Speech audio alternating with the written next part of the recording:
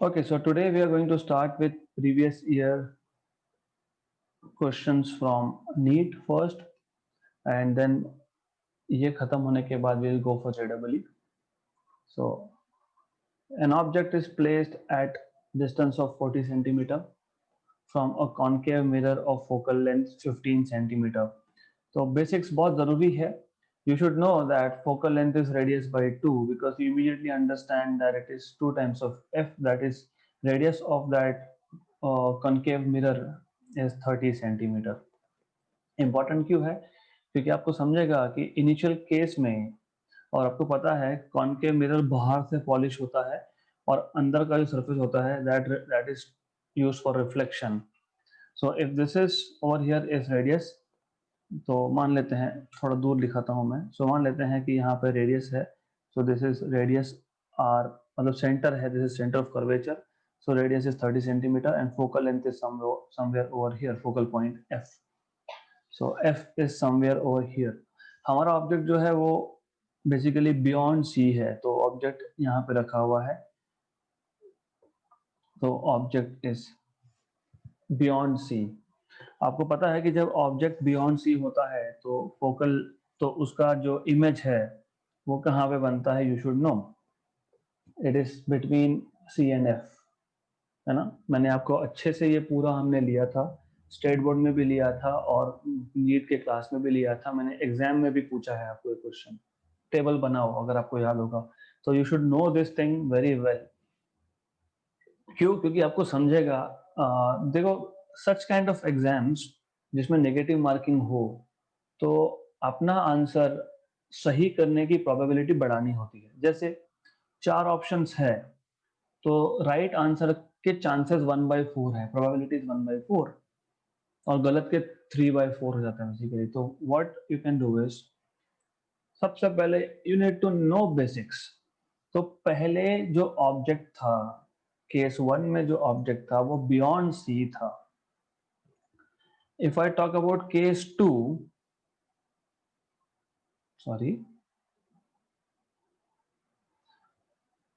अब क्वेश्चन अगर आप प्रॉपरली पढ़ोगे तो क्वेश्चन में ये बोला है, if the object is displaced through a distance of 20 centimetre towards the mirror. इसका मतलब ये ऑब्जेक्ट को हमने 20 सेंटीमीटर मतलब यहाँ पे लाके रख दिया है. So object is displaced through 20 centimetre, correct. तो यहाँ पे आ गया आपका ऑब्जेक्ट का new position. And if you remember, जैसे जैसे आप ऑब्जेक्ट को मिरर के पास में लाते हो, वैसे वैसे उसका इमेज जो है मिरर से दूर जाता है. याद करो, object at infinity, image at focal point. Object beyond C, image between F and C. Object at C, image at C. Object between F and C, image beyond C. तो जैसे जैसे आप ऑब्जेक्ट को मिरर के पास में ला रहे हो, image दूर जा रहा है.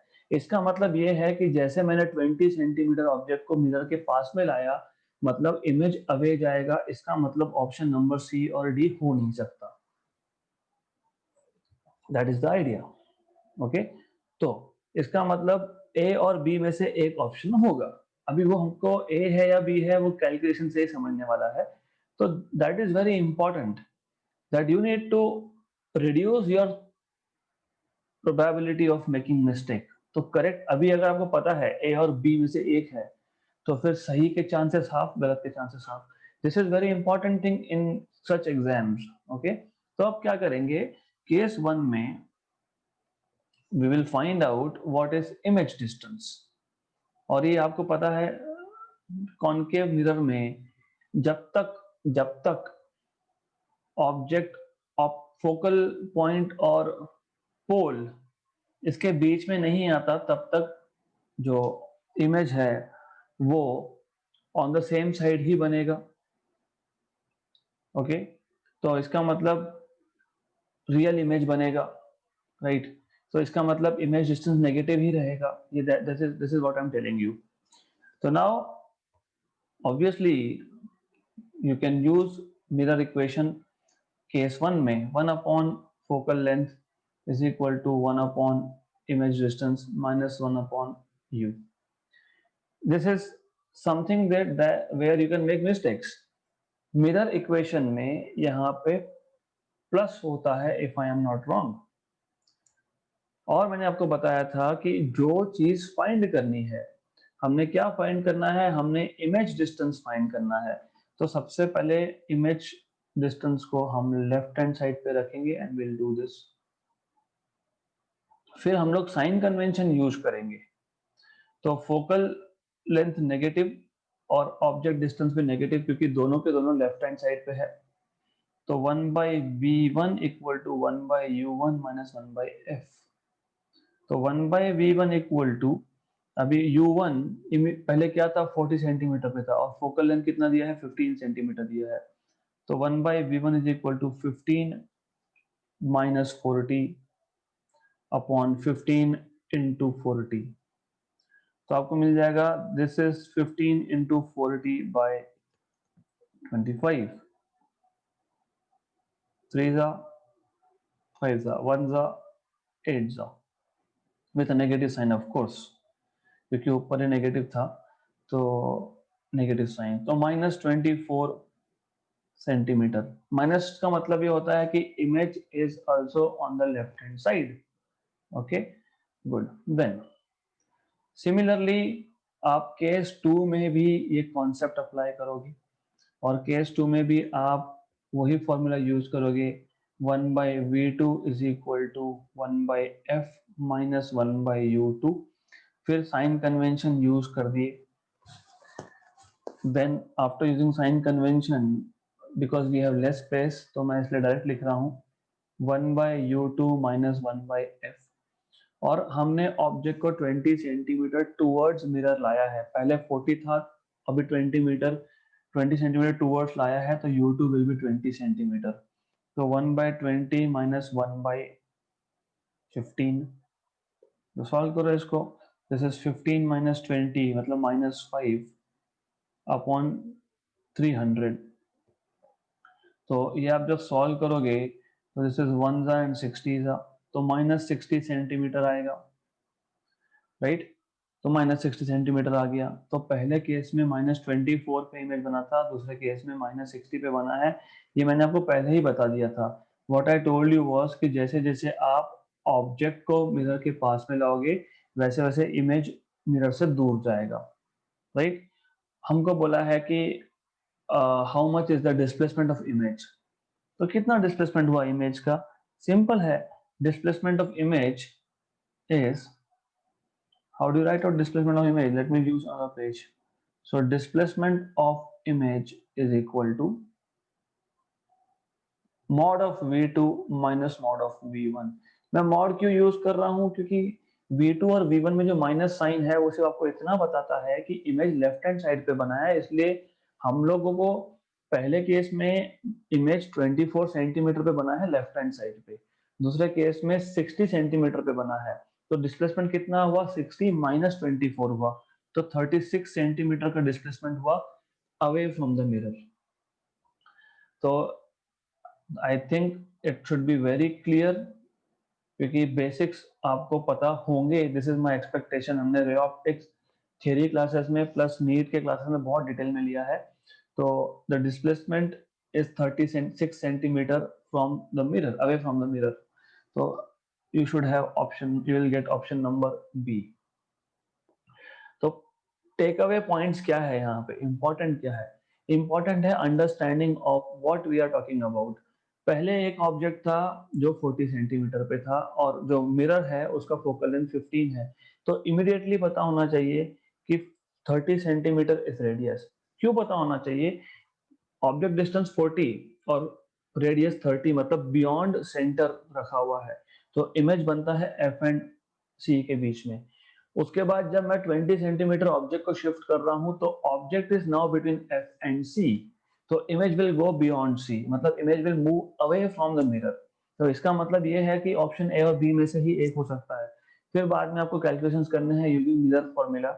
तो मिरर फॉर्मूला यूज करके what ever answer you get is acceptable, of course without calculation errors, right।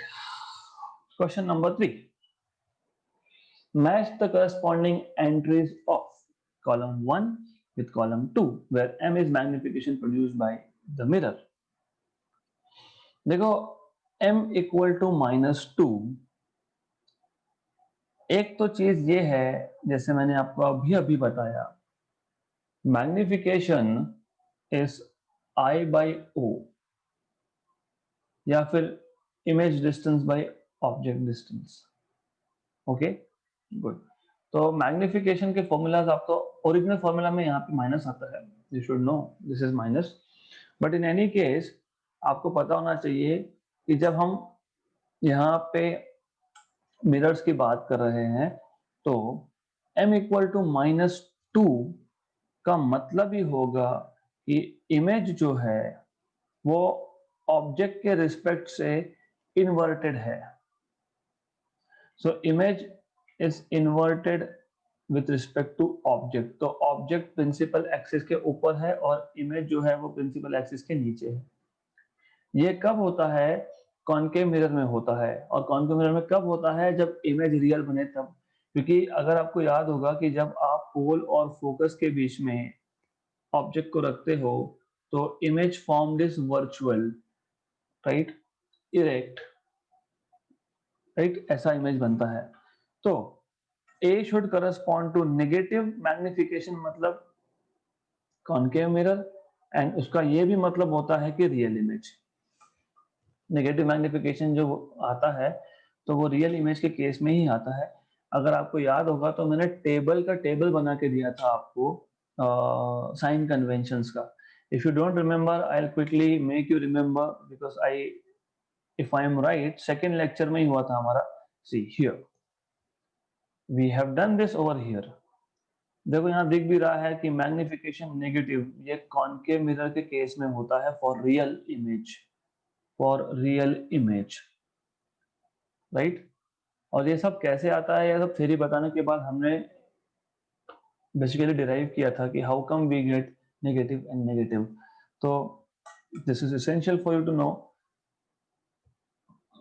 तो यहाँ पे तो पक्का हो गया कि A will match with Q and R. तो A will match with Q and R, ये तो ऑप्शन नंबर A में ही है एंड डन. फिर तो बाकी कुछ चेक करने की जरूरत है नहीं. We don't need to check anything else because we already have our answer here. Simple case. Fourth number question 2012. A rod of length 10 centimeter lies along the principal axis of a concave mirror of focal length 10 centimeter in such a way that its closer end to the pole is 20 centimeter away from the mirror. The length of image is. ये question if I am not wrong इस type का या तो ये question हमने solve किया है, but the whole point in taking questions from previously asked question is to repeat everything again. तो ये प्रिंसिपल एक्सिस है कॉनकेव मिरर का. हमको बोला है कि we have a rod of length 10 centimeter which lies along the principal axis of a concave mirror of focal length 10 centimetre. तो पहले मैं फोकल पॉइंट को नोट करूंगा. सो क्यों ये जरूरी क्यों है? बिकॉज एग्जैक्टली रॉड का एक एंड कहाँ पे है ये ड्रॉ करने के लिए पहले फोकल पॉइंट और रेडियस मतलब सेंटर ऑफ कर्वेचर दिखाना जरूरी होता है. इन्होंने बोला है that the object is placed in such a way that its closer end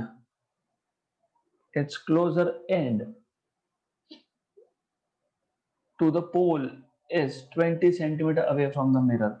So as I told you just now, I told you that focal length f is 10 centimeter, so radius will be 2f, that is 20 centimeter. मतलब जो इस rod का एक and है वो and जो है that is actually at the centre, जो क्लोजर एंड है रॉड का.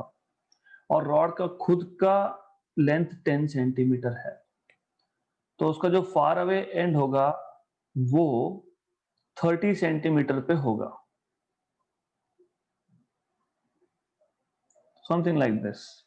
Okay, so and we have taken such examples where I told you, मैंने आपको बताया था कि ये एक रॉड है ऐसा मानना ही नहीं, ऐसा बोल देना कि ये जो है ये बेसिकली दो ऑब्जेक्ट है.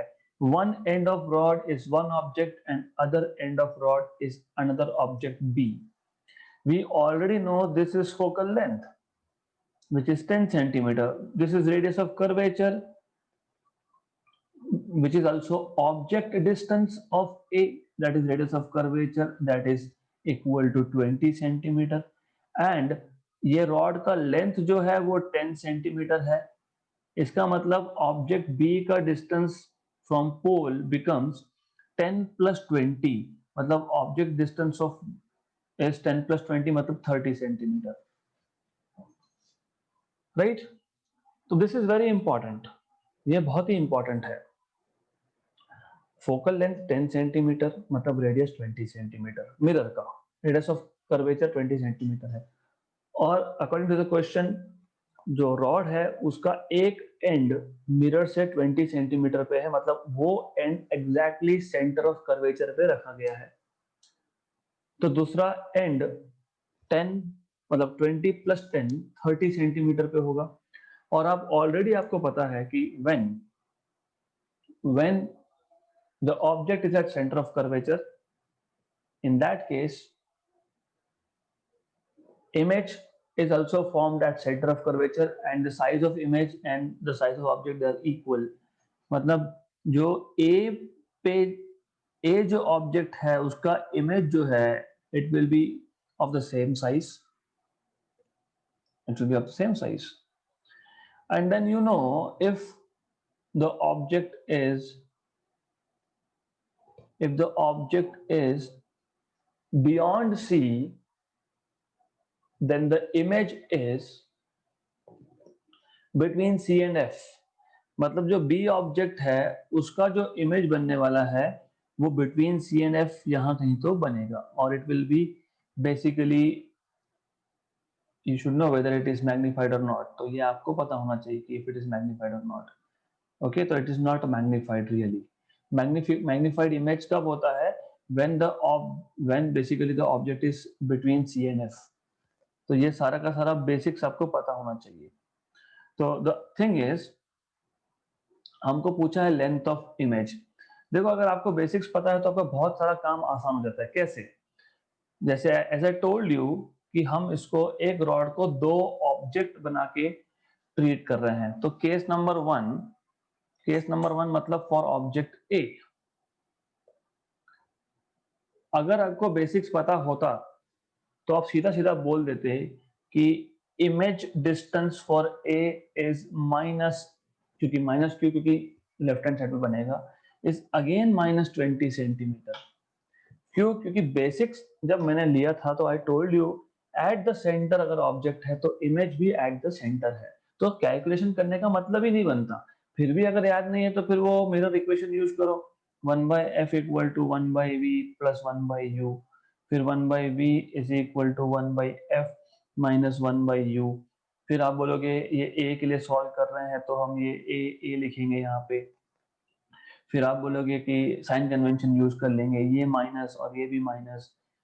सो you will get 1/va is equal to 1/ua minus 1/f. और ऑब्जेक्ट डिस्टेंस 20 है तो 1/20 और फोकल लेंथ 10 है तो 10. तो ये आ जाएगा आपका 1/va is equal to 10 minus 20 upon 200, मतलब ये आ जाएगा -10/200, मतलब ये आ जाएगा आपका -20 सेंटीमीटर. तो मैंने भी तो वही बोला. तो that is what I am telling you basics.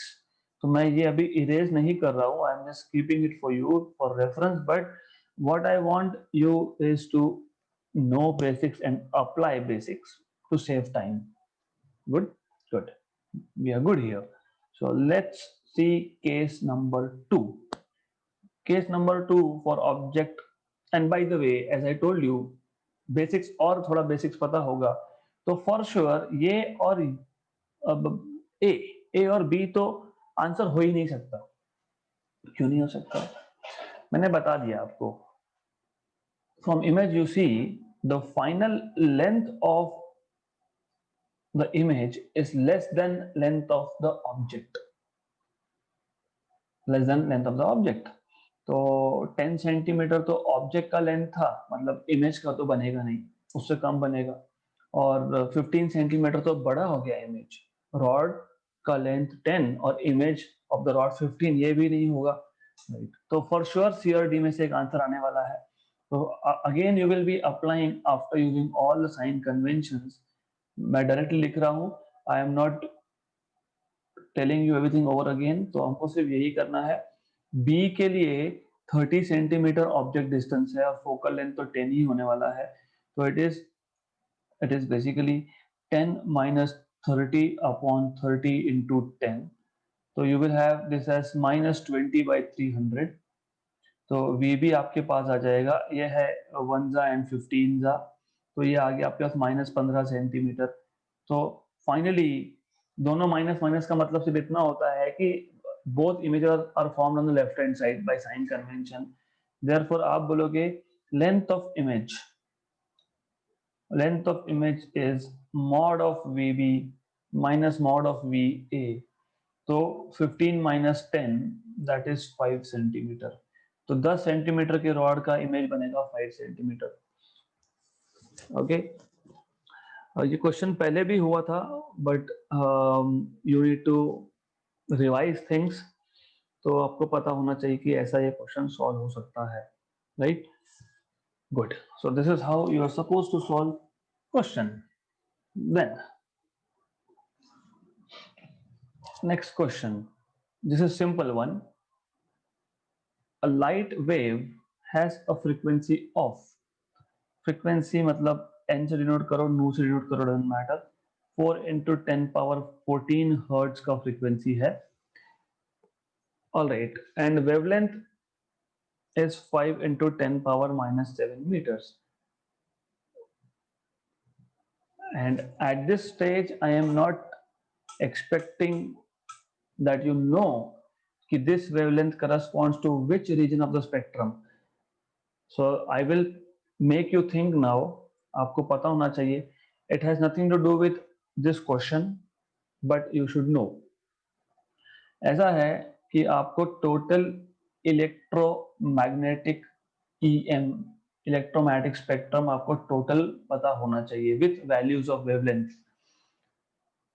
तो it starts from gamma radiation, तो गामा से स्टार्ट होता है।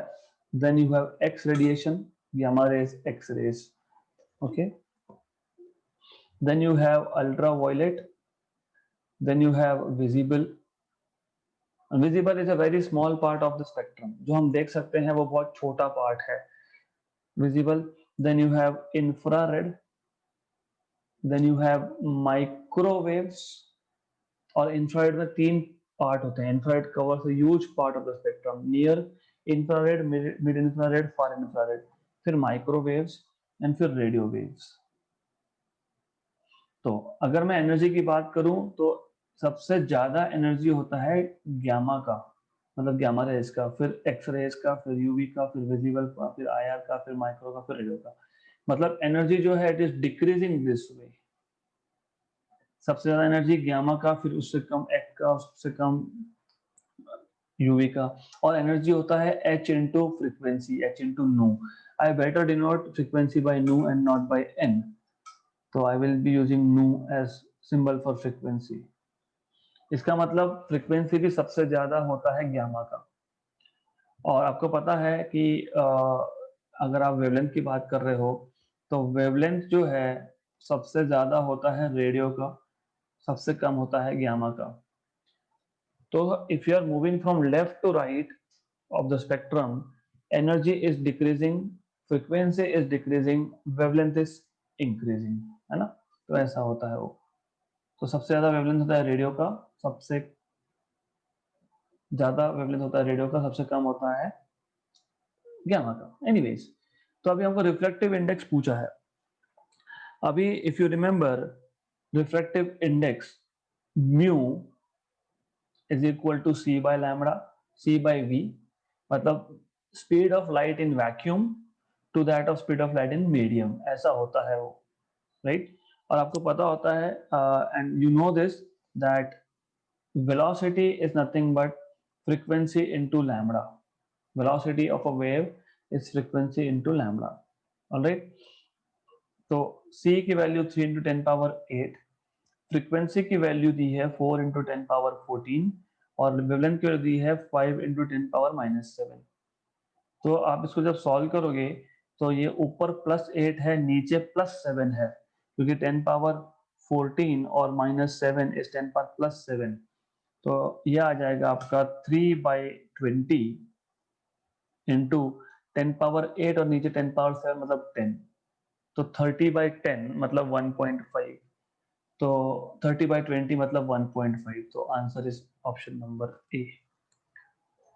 तो ये स्पेक्ट्रम का जो मैंने बताया है it is just extra part because you sooner or later I expect कि आपको पता होना चाहिए। It is not, it is there in the syllabus but it is not considered very important, but I would like you to know this. क्यों?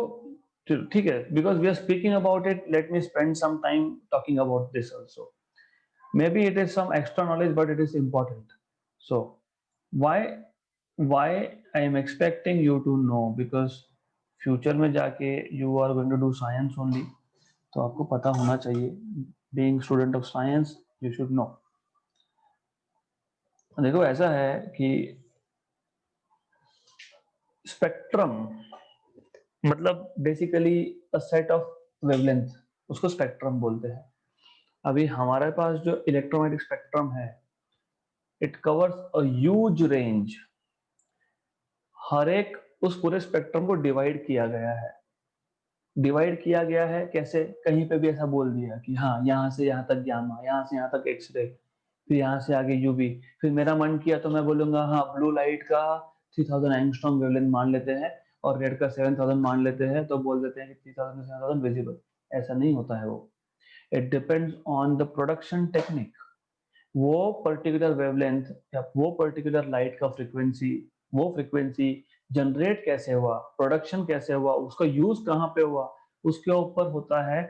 You make divisions, you make categories. Gamma radiation basically nucleus के अंदर generate होता है। Okay, तो I will not talk much about that क्योंकि nuclear physics 12th में आएगा आपको। फिर एक्स रेडिएशन का generation, it is a very sophisticated technique and a very good technique. तो क्या होता है, हमारे पास एक न्यूक्लियस मतलब ये ऑफ कोर्स हमारे पास एटम है, और हम लोग यहाँ पे एटम मतलब हम मेटल्स की बात कर रहे हैं लाइक कॉपर। तो कॉपर में you already know that there are orbits, right? अभी कॉपर के लास्ट शेल में कितने इलेक्ट्रॉन्स है I don't care for the timing. मेरा इंटरेस्ट है पहले दो शेल्स में। पहले में 2 है ऑर्बिट में मतलब, और दूसरे में 8 है। 1 2 3 4 5 6 7 e 8 7 and 8। गुड। तो अभी ऊपर वैलेंस शेल में 1 होंगे 2 होंगे आई डोंट केयर। हाँ बेसिकली 1 2 या 3 ही होंगे क्योंकि मेटल है वो। आई डोंट केयर, अभी मुझे वो याद नहीं करना कि how many electrons does it have. अब हम लोग क्या करते हैं, हम लोग इस कॉपर टारगेट पे हाई एनर्जी इलेक्ट्रॉन्स बम्बार्ड करते हैं। बम्बार्ड मतलब कोलाइड करवाते हैं, इलेक्ट्रॉन्स ही कोलाइड करवाते हैं। तो क्या होता है, इलेक्ट्रॉन्स, जो इलेक्ट्रॉन का बीम है इसका इतना एनर्जी होता है कि वो सबसे पहले ऑर्बिट में से इलेक्ट्रॉन को बाहर निकाल सकता है। तो the electron from the first orbit becomes free, it goes and it becomes free. तो अब क्या होगा, अब next higher orbit, second orbit, वहां का इलेक्ट्रॉन नीचे आएगा क्योंकि यहाँ पे एक खाली प्लेस है। तो जब सेकेंड से फर्स्ट ऑर्बिट में ट्रांजिशन होता है, जो एक्स्ट्रा एनर्जी है, क्योंकि हर एक, आपको पता है हर एक ऑर्बिट में इलेक्ट्रॉन का एक पर्टिकुलर एनर्जी होता है। तो सेकेंड में ज्यादा है, पहले में कम है। तो सेकेंड से फर्स्ट में जब ट्रांजिशन होगा तो extra energy will be given off in the form of radiation, and that is X radiation, X raise.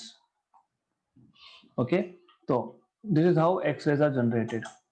इसका यूज बहुत संभाल के करना पड़ता है, they are harmful for human cells.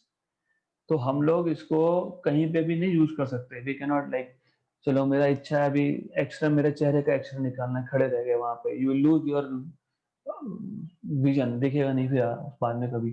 तो एक्सरे आर हाईली एनर्जेटिक, मतलब बेसिकली वो आपके फ्लैश में से पास हो जाता है, बोन्स में से पास नहीं हो सकता।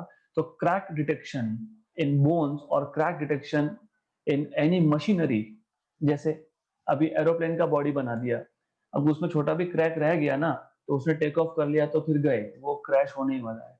क्योंकि एरोप्लेन ऐसी बॉडी में, या फिर सबमरीन बोट्स, इसके जो बॉडीज होते हैं ना, तो उसमें क्रैक नहीं चलेगा। क्रैक हुआ तो गए, उसमें जो पैसेंजर है वो भी गए, सब गए, तो वो नहीं चलेगा। तो वो क्रैक डिटेक्शन के लिए यूज होता है एक्सरे, क्योंकि हाईली एनर्जेटिक है वो, मतलब बोन से पास नहीं हो पाएगा, फ्लैश से पास हो जाएगा। तो बोन में अगर क्रैक हो गया तो उस क्रैक में से भी पास हो जाएगा, तो उसका फोटो लेते हो बाद में, उसको बोलते हो एक्सरे निकाल के हम लोग, that is what it is. Good. Then ultra violet, अभी ये तो पता होना ही चाहिए, हार्मफुल, कैंसर होता है इससे, इसलिए तो वो यूवी क्रीम लगाते हो ना, सनस्क्रीन लगाते हो, वो यही होता है। व्हाट यू डू इज, हमको पता है कि सन से हार्मफुल यूवी रेडिएशन आता है, जिसको हमारा एटमॉस्फेयर और स्पेसिफिकली ओजोन O3 प्रोटेक्ट करता है। अभी हम पोल्यूशन इतना करते हैं कि भी ओजोन लेयर भी डिप्लीट, मतलब कम होने लगा। तो अभी हार्मफुल एक्सरे अगर यूवी रेडिएशन अगर आएगा, तो अगर वो आप उसको एक्सपोज हो रहे हो, तो यू विल बेसिकली, आपको कैंसर होने का चांसेस है वहां पे। तो इसलिए हम वो जो क्रीम लगाते हैं, that is UV protection. Sunscreen lotion जो होता है वो अल्ट्रा वायलेट रेडिएशन को रिफ्लेक्ट कर देता है। गुड। तो उसका production technique, it is similar, मतलब उसमें भी इलेक्ट्रॉनिक ट्रांजिशंस होते हैं, लेकिन एक्सरे प्रोडक्शन प्रोडक्शन के लिए 2 to 1 ट्रांजिशन हुआ। यूवी के लिए जो होता है वो 2 to 1 नहीं होता। वो मान लो फोर्थ ऑर्बिट से थर्ड थर्ड ऑर्बिट में हो गया, थर्ड से सेकंड में हो गया, थर्ड से सेकंड में भी नहीं, बट 4 to 3, 5 to 4 ऐसा ट्रांजिशन होता है। विजिबल लाइट, विजिबल लाइट का प्रोडक्शन भी इलेक्ट्रॉनिक ट्रांजिशन से ही होता है, लेकिन वहां पे भी द ट्रांजिशन लोअर, मतलब इनर मोस्ट ऑर्बिट पे नहीं होता। गुड। विजिबल लाइट 3000 से 7000 एंगस्ट्रॉम, एंगस्ट्रॉम मतलब 10⁻⁻10। गुड। तो sorry to take your time, but it is interesting to know, पता होना चाहिए, being student of science you should know this. तो 3000 एंगस्ट्रॉम का वेवलेंथ, मतलब 3000 इंटू 10⁻⁻10 मीटर, मतलब 3 × 10⁻⁻7 मीटर, ये वेवलेंथ होता है ब्लू लाइट का। तो क्यों बताया मैंने, यहाँ पे आप देखोगे 5 × 10⁻⁻7, मतलब ये रफली रफली विबग्योर, विबग्योर, तो रफली रफली ये ग्रीन लाइट था। 5000, 5 × 10⁻⁷ was green light, green color. Okay, good. और रेड कलर होता है 7000 एंगस्ट्रॉम, मतलब 7 × 10⁻⁷ मीटर। अब उसके बाद आता है इंफ्रारेड। देखो क्या होता है, विजिबल का पहला वेवलेंथ होता है, मान लो ब्लू या वॉयलेट, तो विजिबल का पहला होता है वॉयलेट, वॉयलेट से छोटा तो अल्ट्रा वॉयलेट, और आखिरी वेवलेंथ होता है विजिबल का, विजिबल जो हम देख सकते हैं, तो that is, I am not talking about bats, Batman, bat जो होते हैं ना, बैट, चमगादड़, दे हैव नाइट विजन। क्यों? क्योंकि उनको इंफ्रारेड लाइट भी दिखता है basically, like they have IR vision. Good. तो इंफ्रारेड रेडिएशन जो है वो विजिबल के बाद, मतलब रेड लाइट से ऊपर वाले जो वेवलेंथ होते हैं 7000 एंगस्ट्रॉम के बाद वाले जो होते हैं, जो इंफ्रारेड। अभी इंफ्रारेड का प्रोडक्शन होता है वाइब्रेशन ऑफ एटम, वहां पे इलेक्ट्रॉनिक ट्रांजिशन से नहीं, it is basically due to vibrations और rotations of molecules. And interestingly, अगर आपने वो, क्या धूम 3 क्या कोई मूवी था ऋतिक रोशन वाला, अगर आपको याद होगा, वो ऋतिक रोशन जाता है चोरी करने के लिए, फिर वो ऐसा गॉगल डालता है, सबको लगा कि वो स्टाइल मारने के लिए गॉगल पहन रहा है, ऐसा नहीं है वो, because he was using IR goggle, मतलब वहां पे दीवार के एक साइड पे सोर्स ऑफ इंफ्रारेड लाइट लगा हुआ था, और दूसरे साइड पे डिटेक्टर लगा हुआ था। तो कंटिन्यूअसली इंफ्रारेड रेडिएशन पास हो रहा था। फिर अगर ऋतिक रोशन वो बिना ऐसा डायरेक्ट जाके खड़ा हो गया तो फिर यहाँ पे लाइट नहीं आएगा मतलब करंट जनरेट नहीं होगा, मतलब सिग्नल जनरेट नहीं होगा, सिग्नल जनरेट नहीं होगा मतलब अलार्म बजेगा। तो इसलिए I mean there was like this kind of scene. तो साइंस था वहां पे। बाय द वे, अब अगर आप सीसीटीवी कैमरा देखते हो तो सीसीटीवी कैमरा में कैमरा के आजू बाजू में ऐसा छोटा छोटा रेड कलर का लाइट होता है। Those are infrared sources. क्यों? रात में लाइट कहां से आएगा? रात में there is no visible light, so these small dots are source of infrared radiation, so these यहाँ से लाइट निकलेगा, वो चोर चोरी करने आया तो उस पर गिरेगा और वही लाइट रिफ्लेक्ट होके कैमरा में जाएगा और कैमरा उसका इमेज बनाएगा। तो some people, one of my friend was there, he was so smart, उसने सिर्फ चोरों को डराने के लिए वो वेबकैम लगा दिया था। तो same webcam that I am using now, जिससे आप मुझे देख पा रहे हो। अरे वेबकैम में इंफ्रारेड सोर्स नहीं होता। तो आई टोल्ड हिम कि अरे बाबा ये कुछ काम का नहीं है। ही सेड क्यों? I told him this science. बोले चोर को कहाँ पता होगा? अगर चोर स्मार्ट होगा तो समझ जाएगा, अरे वो वेबकैम नहीं चलता है, you have to use good quality CCTV camera. तो देन माइक्रोवेव तो आप माइक्रोवेव ओवन में यूज करते ही हो खाना गर्म करने के लिए। क्या होता है उससे? When you put microwave on H2O water molecule, O and 2H, right? So what happens is microwave is produced by rotations, जैसे IR is by vibrations, microwave is by rotation। तो क्या होगा कि जब भी वाटर मॉलिक्यूल रोटेट होगा तो water molecule microwave emit करेगा, या फिर उल्टा भी बोल सकते हो। अगर माइक्रोवेव हमने वाटर मॉलिक्यूल पे डाला तो इट स्टार्ट्स रोटेटिंग। तो जब रोटेट होगा, अभी खाना गर्म कैसे होता है माइक्रोवेव में? ऐसे ही होता है, जिसमें पानी होगा वही गर्म होगा। अगर आपने डाल दिया वहां पे स्टील का प्लेट, गया, microwave will be no more with you, it will be like gone. तो वहां पर लिखा होता है कि स्टील यूटेंसिल मत यूज करो, जिसमें पानी है वही चीज गर्म होगी। क्यों? माइक्रोवेव जब आएंगे खाने में पानी के पार्टिकल्स है, तो that microwave energy is absorb by water molecule, it start rotating. जब वो रोटेट होता है तो आजू बाजू में बाकी मॉलिक्यूल्स के साथ कोलिजन होता है, जब कोलिजन होता है तो फ्रिक्शन होता है, फ्रिक्शन होता है तो हीट होता है। तो ऐसा खाना गर्म होता है। गुड। रेडियो वेव सबसे ज्यादा इंपॉर्टेंट है। इसका production technique I will not talk about, क्योंकि थोड़ा सोफिस्टिकेटेड है, ये हायर लेवल का है। लेकिन लेकिन अभी जो आप मोबाइल डेटा से कनेक्टेड हो ना, वो रेडियो वेव से ही आ रहा है आपके पास। तो you can hear me, if you can hear me properly, if you can see me properly, तो you have good reception of radio signal. तो ये टेलीकम्युनिकेशन में यूज होता है बेसिकली, करेक्ट? तो अगर आप अच्छे से नहीं सुन पा रहे हो, नहीं देख पा रहे हो, मतलब you are not receiving good amount of radio signals. Okay, तो जहां रेडियो वेव यूज होना है वहां रेडियो वेव ही यूज होना है। आप ऐसा नहीं कर सकते कि मोबाइल कम्युनिकेशन के लिए मैंने विजिबल लाइट यूज कर दिया, फिर मेरे को दिखेगा अरे मेरे फोन से रेड लाइट निकला, येलो लाइट निकला। हाँ निकला, लेकिन वो सैटेलाइट तक पहुंचेगा ही नहीं। क्यों नहीं पहुंचेगा? क्योंकि हमारे अर्थ के एटमॉस्फेयर में जो गैसेस हैं वो विजिबल लाइट को स्कैटर या एब्जॉर्ब कर लेते हैं। लेकिन रेडियो वेव्स को स्कैटर या एब्जॉर्ब करने वाले गैसेस हमारे एटमॉस्फेयर में नहीं है। इसलिए रेडियो वेव ही हम लोग टेली कम्युनिकेशन के लिए यूज कर सकते हैं। ओके, माइक्रोवेव यूज करोगे तो गर्म हो जाएगा, क्योंकि आपके बॉडी में ब्लड है, ब्लड में वाटर है। Good. All right, so sufficient information about spectrum. Sorry to take your time, but it is important that you know such things. So what I'm expecting from you is ये जितने भी spectrum के जितने भी parts हैं, gamma, x, UV, visible, IR, micro, radio, you should no किसका क्या wavelength, किसका कितना एनर्जी। बस energy and wavelength and frequency I am expecting, क्योंकि इमीडिएटली जैसे मैंने यहाँ देखा 5 × 10⁻⁷, इमीडिएटली समझना चाहिए था ग्रीन कलर है ये। गुड, आगे काम में आएगा। Question number 6, a microscope is focused on a mark on a piece of paper। Good, हमारे पास एक पीस ऑफ पेपर है, उस पर एक मार्क है। तो मैं पेपर तो नहीं दिखा रहा हूँ, मैं मार्क दिखा रहा हूँ। उस पे हमने माइक्रोस्कोप को फोकस किया। माइक्रोस्कोप क्या होता है? You already no. माइक्रोस्कोप क्या होता है? दो लेंस होते हैं, एक आई पीस और एक ऑब्जेक्टिव। तो ऑब्जेक्टिव लेंस जो होता है वो छोटा होता है, आईपीस जो होता है वो बड़ा होता है, राइट? ओके।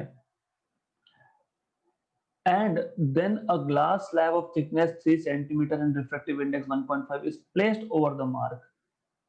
तो अभी ऐसा है कि पहले हमने फोकस कर लिया, अब हमने इसके बीच में एक ग्लास का स्लैब डाल दिया, this placed on the mark. So we have done something like this, right? How should be microscope moved to get the mark in focus again? Excellent question. तो बेसिकली क्या है, क्वेश्चन बहुत ही simple है अगर आप समझ पाओ तो। आपको पता है, आपको ये तो पता ही होगा कि हमने एपरेंट डेप्थ और रियल डेप्थ ऐसा एक कॉन्सेप्ट लिया था। जब भी मैंने ये कॉन्सेप्ट ऐसा बताया था, हमारे पास एक वाटर का टैंक है, वाटर पूरा भरा हुआ है यहाँ पे, हाइट डेप्थ डी तक मान लो, ये रियल डेप्थ हो गया, इसको हमने आर डी बोला था, रियल डेप्थ, है ना? और यहाँ पे नीचे एक ऑब्जेक्ट है, लेकिन when you are looking from rare medium, क्योंकि हम जब पानी के अंदर देख रहे हैं तो हम जो देख रहा है ऑब्जर्वर वो तो एयर में है, रेयर मीडियम में है।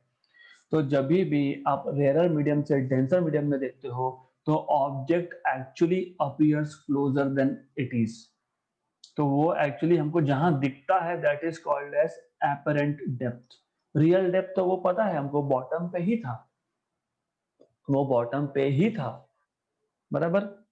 लेकिन अपीयर हमको कहीं और हो रहा है। तो पहले केस में जब हमारे पास ग्लास स्लैब नहीं था, यहाँ पे ये ग्लास स्लैब नहीं था, right, there was no glass slab, correct, good. अब हमने जब ग्लास स्लैब इंसर्ट कर दिया तो ये जो ऑब्जेक्ट है हमारे पास, this black dot will appear shifted upwards, right, good, है ना? इसका मतलब मेरे को प्रॉपर फोकसिंग करने के लिए माइक्रोस्कोप को भी ऊपर ही शिफ्ट करना पड़ेगा, क्योंकि ऑब्जेक्ट जो है वो ग्लास स्लैब रखने की वजह से ऊपर शिफ्ट हो गया, मार्क ऊपर शिफ्ट हो गया। तो वापस से फोकस करने के लिए माइक्रोस्कोप को भी ऊपर अपवर्ड ही शिफ्ट करना पड़ेगा। इसका मतलब again you cannot have option number A and D. तो this all comes from basic very basic knowledge. तो कितना शिफ्ट करना पड़ेगा? इजी इजी, जितना ये शिफ्ट हुआ है, आपको याद होगा मैंने वो भी बताया था आपको कि this was real depth, object यहां अपीयर हो रहा है, दिस वाज एपरेंट डेप्थ, और real depth minus apparent depth को हमने शिफ्ट बोला था। तो real depth minus apparent depth को हमने शिफ्ट बोला था। तो जितना शिफ्ट होगा, क्या शिफ्ट होगा? वो मार्क जितना शिफ्ट अपीयर्ड होगा उतना ही माइक्रोस्कोप को शिफ्ट करना पड़ेगा। तो मतलब क्या है कि पहले आपको क्या बोला है कि ग्लास स्लैब का थिकनेस 3 सेंटीमीटर है और रिफ्रैक्टिव इंडेक्स 1.5 है। मतलब ग्लास स्लैब का थिकनेस मतलब रियल डेप्थ, रियल डेप्थ कितना आ गया? 3 सेंटीमीटर, ओके। और अगर आपको याद होगा हमने real depth upon apparent depth, इसको रिफ्रैक्टिव इंडेक्स ऐसा डिफाइन किया था थ्योरी में, we have done it, so you should know this. तो हमको यहां से एपरेंट डेप्थ मिल जाएगा, that is real depth upon refractive index, and real depth 3 centimeter, refractive index 1.5, तो apparent depth 2 centimeter. And shift मैंने जैसे आपको बताया, shift is nothing but real depth minus apparent depth. तो रियल डेप्थ 3 सेंटीमीटर और apparent depth 2 centimetre, तो shift 1 centimetre. तो क्योंकि ऑब्जेक्ट 1 सेंटीमीटर से शिफ्टेड दिख रहा है तो माइक्रोस्कोप को भी 1 सेंटीमीटर से शिफ्ट करना पड़ेगा, अपवर्ड शिफ्ट करना पड़ेगा। तो 1 centimetre upward is the correct answer. Question बहुत ही सिंपल था, सिर्फ घुमा घुमा के पूछा है बस। हमारे पास एक पेपर है, उस पर एक मार्क है, उसके ऊपर एक स्लैब डाल दिया 3 सेंटीमीटर थिकनेस का, 1.5 उसका रिफ्रैक्टिव इंडेक्स था। अभी माइक्रोस्कोप में वापस से उस मार्क का इमेज क्लियर दिखने के लिए, फोकसिंग वापस होने के लिए माइक्रोस्कोप को कितना मूव करना पड़ेगा? डेफिनेटली माइक्रोस्कोप को अपवर्ड मूव करना पड़ेगा। कितना? तो real depth minus apparent depth, जितने से वो ऑब्जेक्ट शिफ्ट हुआ उतने से माइक्रोस्कोप को शिफ्ट करो, वापस इमेज क्लियर दिखेगा उसका, राइट? तो this is how you were supposed to solve this question. Question number 7.